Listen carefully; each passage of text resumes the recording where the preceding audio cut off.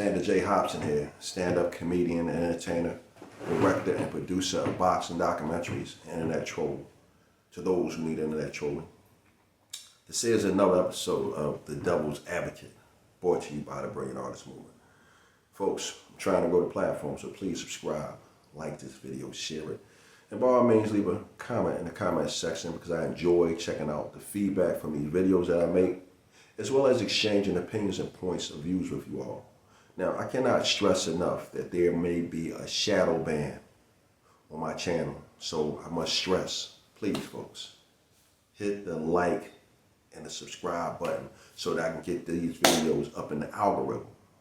Hey man, I put out a lot of positive content and it helps people.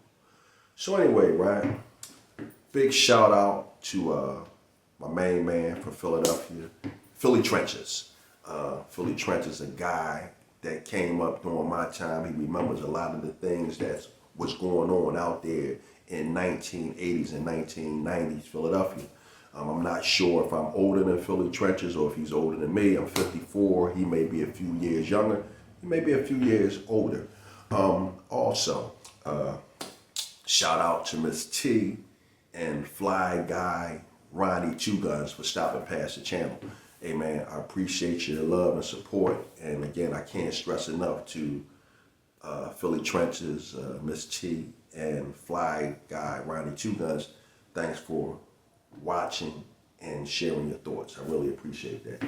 So I've been checking out Philly Trenches channel, and Philly Trenches talks a lot about what was going on when I was growing up in 1980s and 1990s Philadelphia, the rise of the Junior Black Mafia.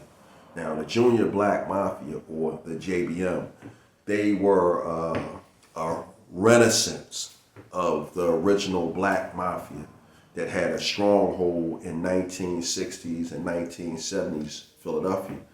I believe a lot of those guys from the Junior Black Mafia were the sons and the nephews or the young boys of the guys who were from the original Black Mafia. Listen, as a youngster, I was scared to death of the Black Mafia. And even though I was a little kid, I heard the horror stories. I heard about what happened over in Atlantic City. I heard about the guy, I believe it was down in D.C., where they killed the whole family and drowned the babies and all of that. So, you know, as a kid, you know, I was afraid of these guys because the thought of men killing women and children, it scared the hell out of me. And one of the reasons why I was actually so afraid of these guys was because my mother, Jean Hobson, she was a community activist in 1970s Philadelphia. And my mother, Jean Hobson, whose mural is prominently displayed at the intersection of 25th and Berks in North Philly, she was a trailblazer, man. There was a lot of gang warring going on at that time. And my mother and a group of other women went out into those streets of North Philadelphia and they pretty much put a stop to the gangbanging. Of course, they didn't stop violence, but the actual organized gang war, 24th and Berks against Redner Street, and Redner Street against Dolphin Street, and all that nonsense. My mom and her friends, they went out there and they put a stop to that. They had the full support of the Philadelphia police and then Commissioner Frank Rizzo, because they were being proactive in taking back their community. But I said all that to say this. When I heard stories about these Black Mafia type guys, the only thing I could think about, man, was one of those guys hurting my mom, killing my mom, possibly killing me, because I heard the horror stories. Now, when I think about the Black Mafia in 1970s Philly, I used to hear about the Muslims all the time, man. And I used to hear about how these guys used to shake people down and do all kind of bad things to them. And I often heard about Temple Number 12. And vada ving, vada voom, would you believe that years later, I would find myself doing boxing videos with the captain of Temple Number 12, Leon Muhammad. I think it's safe to say that Leon Muhammad and I have a bit of a friendship. But at the end of the day, when I was growing up, Leon Muhammad was one of those guys that I was afraid of. When you first came home. Time out real quick, sir. Folks, for those of you who do not know, this is Leon Muhammad, former boxing trainer and cut man, matchmaker, and former captain of Temple Number 12 in Philadelphia, Pennsylvania. When I say Temple Number 12, I'm talking about the FOI, I'm talking about the Nation of Islam. And I said all that to say this, folks. If you were to look up, maybe about 45 years ago, and Leon Muhammad was looking at you 9 times out of 10. I just wanted to put that out there, sir.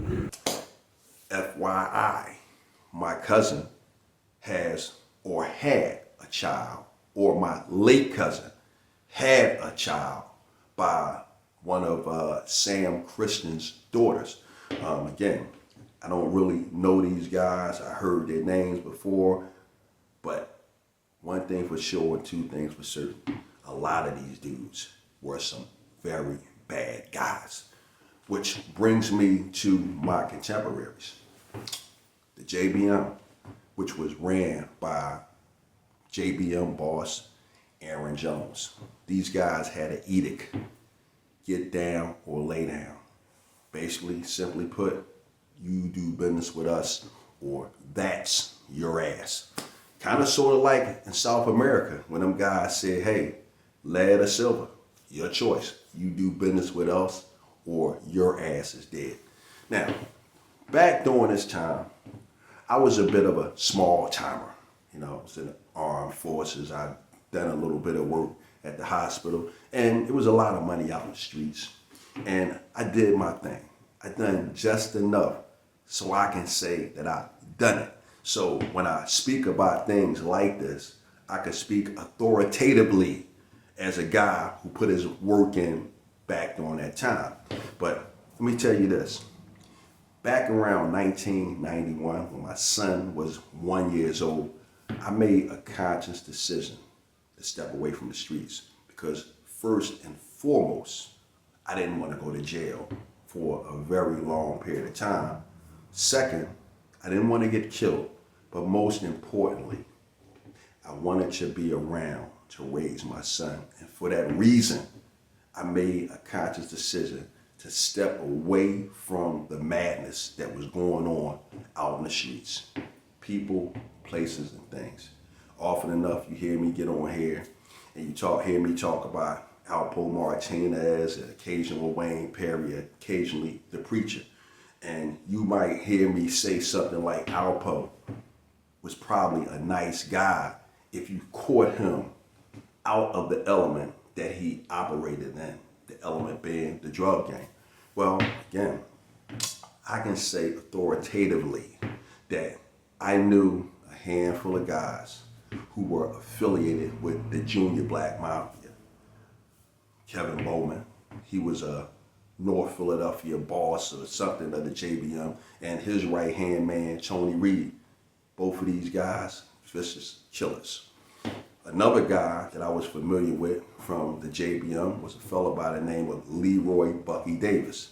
Now, Tony Reed and Leroy Bucky Davis, I boxed with both of these guys, and it's safe to say that Leroy Bucky Davis and Tony Reed, these guys were my friend. In fact, Tony Reed and I went to Strawberry Mansion together. And again, we boxed together. Now, Leroy Bucky Davis, hell of a guy, man. Great fighter, man. I used to love to watch this guy box. He had a beautiful boxing style. But unfortunately, the call of the streets pulled Bucky in. And from what I understood and heard from a lot of these videos, Bucky was a rising superstar in the Junior Black Mafia. Hell, he was moving up the ranks so fast, it got him killed. So it was a really nasty time back in those days. And again, me, myself personally, I made a conscious decision to stay away from all of that madness because again, I didn't want to go to jail. There are guys that I know who have been in jail since the 80s and the 90s. I didn't want to die. And again, there are guys that I know who have been dead since the 1980s and the 90s. Most notably, Leroy Bucky Davis and my main man, Gregory King Tut. Both guys, very good friends of mine. I box with these guys. And most importantly, I want to be around to raise my son. And I've been around for the past 30-something years, ever since I made a conscious decision to walk away from the streets and all of that street life. All boils down to people, places, and things. So with that said, right, speaking of people, places, and things, I'm going to tell you about the time I had a near-death experience with Arron Jones, J.B.M. boss. So I'm home on leave from the U.S. Marines, and I'm hanging out at a club on 29th Street, which was between Diamond Street and Dolphin Street. And I'm out there with a group of my friends, bunch of guys outside standing around, talking shit, flirting with the girls, etc., etc. And the next thing you know, this guy comes walking out the club, and he has 2 chicks with him. And he walks right past me and the guys that I'm with, and as he passes by the other group of guys, maybe like about 4 or 5 groups of guys standing around outside, somebody started catcalling the chicks. Well, at that juncture, the guy stopped, and he was like, "Knock it the fuck off right now," or something to that effect. And the next thing you know, man, it's utter silence out there. It's actually like the guy had punked everyone who was standing outside. Now, I didn't feel punked by the guy because I didn't say nothing to the guy's old lady. And to be absolutely honest with you, I thought he was totally justified in saying what he said. Now, at this point, right, one of the guys who was with me, he was just fixing his mouth to respond to the guy. I know that he was fixing his mouth to respond to the guy because I know the guy that I'm telling you about. And just as he was about to utter a peep, I put my hand on his shoulder. I said, "Yo, man, don't say nothing to that guy." And my buddy was like, "Man, fuck that." I said, "Yo, don't say anything to that guy, man." I said, "First of all, you know he has a gun." I said, "That's number one. But number two, it's something about that guy, man. Don't say nothing to him. Let that one go." Said all that to say this. Years later, I opened up the newspaper, and dead smack in the middle of the paper is a picture of the guy from that night, Arron Jones. The same guy that said, "Hey, yo, knock it the fuck off," or something to that effect. So, I figured I'd share this experience with you. I've been getting a lot of views and a lot of subscribers on my channel owing to some of this type of content. I honestly don't care to tell war stories about old gangsters, but the flip side is if there's a teachable moment in any of these stories that I tell, then hey, I'm going to do my best to try to give it to you, and hopefully somebody out there can get something out of it. What do we get out of this right here? Well, what I believe the message in this video is, it's all about people, places, and things, man. At some point, you have to grow up and mature. And when you grow up, people, places, and things, you stay away from bad people and fucked up places, and that way bad things won't happen to you.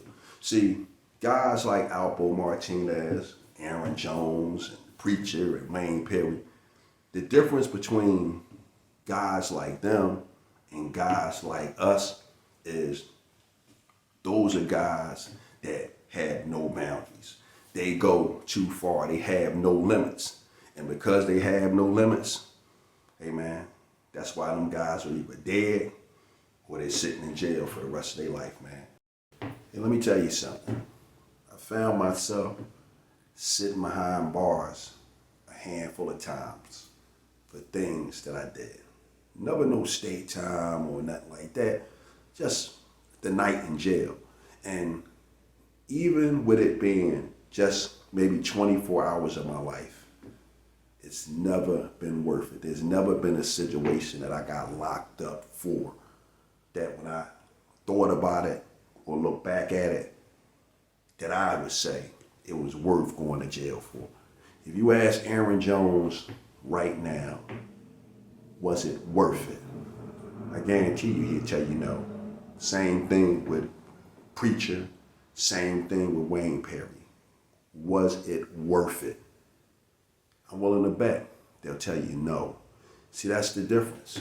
You got some guys, they don't think about the consequences of their actions until after they commit the infraction. It's too late then. You understand? It's not what you do, it's how you do it. But at the end of the day, it's never worth it. Point blank period. Alpo. I've grown fond of Alpo for making videos about him. But I'm willing to bet as Alpo was laying there bleeding out, if you asked him, was it all worth it? More than likely, he would probably tell you no. So this is what I was thinking about. Hopefully, somebody can get something out of this video. And if you didn't get a message out of it, hopefully I entertained you. So with that said, folks, I'm done with it. Bam!